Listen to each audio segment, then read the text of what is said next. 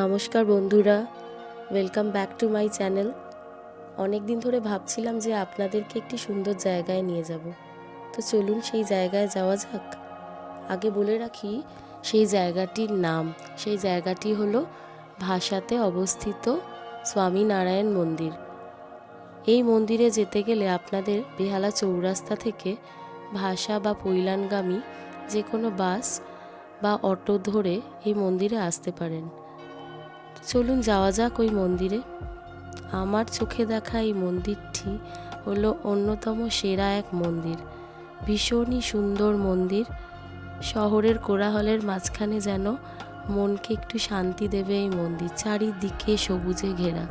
শহরে আমাদের যেটির অভাব সবুজের, কিন্তু এই মন্দিরে এলে আমাদের মনে শান্তি আর শান্তি বিরাজমান হবে। কেন কি এই মন্দিরে চারিদিকে সবুজ আর সবুজ। ভীষণই বড় ক্যাম্পাস আর ভীষণই সাজানো গোছানো পরিষ্কার একটি মন্দির। তো চলুন মন্দিরে যাওয়া যাক। তো চলুন আমরা জুতো জোড়া খুলে হাত ধুয়ে এই মন্দিরে প্রবেশ করি। মন্দিরটিতে এলে আপনাদের দিল্লির আর এক মন্দিরের কথা মনে পড়ে যাবে, অক্ষরধাম মন্দির। অক্ষরধামেরই আদলে তৈরি এই মন্দির। মন্দিরের ভাস্কর্যের কথা কি আর বলবো, সে তো ভীষণই সুন্দর ভাস্কর্যের তৈরি এই মন্দির। চলুন ভাস্কর্যটা একটু দেখা যাক। আচ্ছা, এবারে বলে রাখি, আমরা এই ভিডিও শুরুতেই একটা গাইডলাইন্স দেখেছিলাম। গাইডলাইন্সটা আপনারা ভিডিও পজ করে দেখে নিতে পারেন। এই মন্দিরে এসে কি করা যাবে না, কোথায় কোথায় ক্যামেরা ইউজ করতে পারবেন না, সেই সব লেখা আছে ওই গাইডলাইন্সে। আর এই মন্দিরটি দুটো ভাগে বিভক্ত। আমরা যেটা প্রথম দিকে দেখলাম ওটা হচ্ছে দোতলায়, আর এটা হচ্ছে নিচের তলায় এখন যেটা দেখছেন। এখানে আসলে স্বামীনারায়ণজির সোনার মূর্তি আছে। এই মূর্তিকে আপনারা অভিষেক করাতে পারেন। অভিষেক করানোর জন্য হয়তো 100-150 টাকা আপনাদের দিতে হতে পারে। দেখুন কি সুন্দর এইখানে জায়গাটা, ভীষণই মনে শান্তি হবে।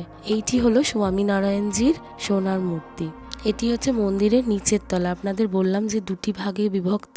আমরা যেটা ওপরে দেখেছিলাম ওটা ওপরের তলা, আর এইটা যেটা দেখছি এখন এটা হচ্ছে মন্দিরের নিচের তলা। এগুলো হচ্ছে মন্দিরের ভাস্কর্য। দেখুন আমরা দেখতে পাচ্ছি কি সুন্দর মন্দিরের স্কাল্পচারগুলো। এবার আমরা দেখি, চলুন মন্দিরটা ঘুরে কি আছে। মন্দিরটা এতই বড় জায়গা জুড়ে আর এত পরিষ্কার, আপনাদের সারাদিন সত্যি বলছি বন্ধুরা ভীষণ ভালোভাবে কাটাতে পারবেন। আপনারা যদি বন্ধু পরিবারকে নিয়ে আসেন, জায়গাটা ভীষণই সুন্দর আর বাচ্চাদেরও খুব ভালো লাগবে। ভীষণ সুন্দর জায়গা, সাজানো গোছানো পরিপাটি একটা জায়গা। চলুন বলা যাক কিছু মন্দিরের ইতিহাস। এই মন্দিরটি শ্রী স্বামীনারায়ণের মূর্তি আছে। স্বামীনারায়ণ হলেন শ্রী বিষ্ণুরই আর এক অবতার। স্বামীনারায়ণ এই জায়গাতে তার পদধূলি দিয়েছিলেন যখন তিনি কপিল মুনির আশ্রম দর্শনে যাচ্ছিলেন। 2014 সালে নির্মিত হয় এই মন্দির। আচ্ছা, এইবারে যাওয়া যাক মন্দিরের আর এক দিকে, আর এক পোর্শনে।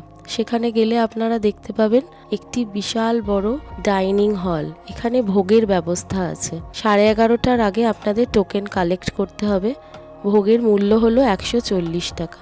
আচ্ছা, আপনারা দেখতে পাচ্ছেন ডাইনিং হলটা ভীষণই পরিষ্কার এবং ভীষণই বড়। তার সাথে পাশেই আছে একটা বুক স্টলস বা গিফট সেন্টার। বুকস প্রচুর বুকসের কালেকশন আছে। ধূপ পাওয়া যায়, ঘি, মধু, আরও অনেক কিছু জিনিস পাওয়া যায়, গিফটস পাওয়া যায়। সেখান থেকে আপনারা সংগ্রহ করতে পারেন।